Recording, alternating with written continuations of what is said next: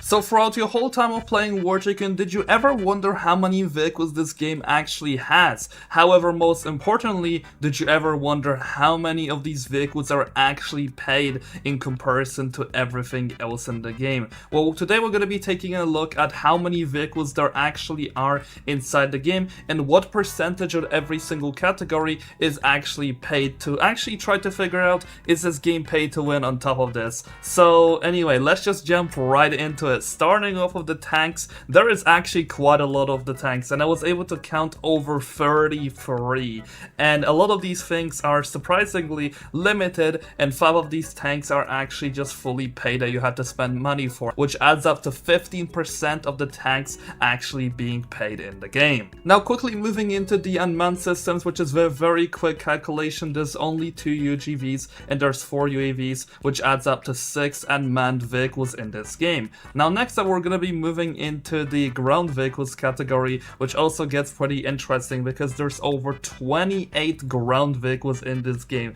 which is quite a lot to be honest with you, where 25 of them are free and only 3 of them are surprisingly paid, which adds up to 10% of the ground vehicles actually being paid, which honestly is a pretty damn good ratio for a game this scale. Now next up, moving into the helicopters, where the results can be a little bit worse. There's over 22 of the helicopters in the game, where 18 of them are free. However, 4 of them are unfortunately paid, which adds up to a 22% of paid vehicles in the helicopter category. However, I do believe the worst possible results are actually in the planes category, because there is over 35 of them.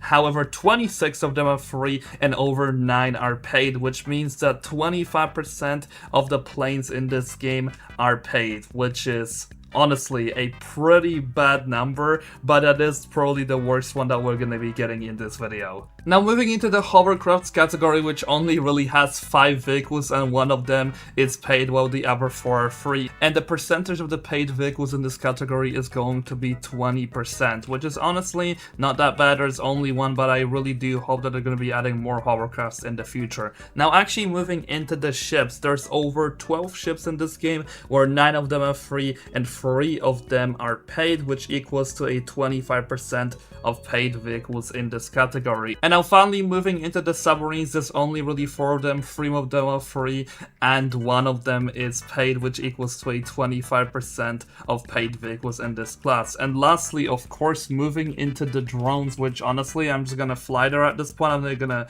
walk in there. There's only really 5 vehicles to go over, where 4 of them are just free to unlock, I believe, without even any challenges, and the destroyer drone is the only paid one. So that's actually going to be 5 drones, where 4 of them are free and 1 of them is only paid, which equals to a 20%.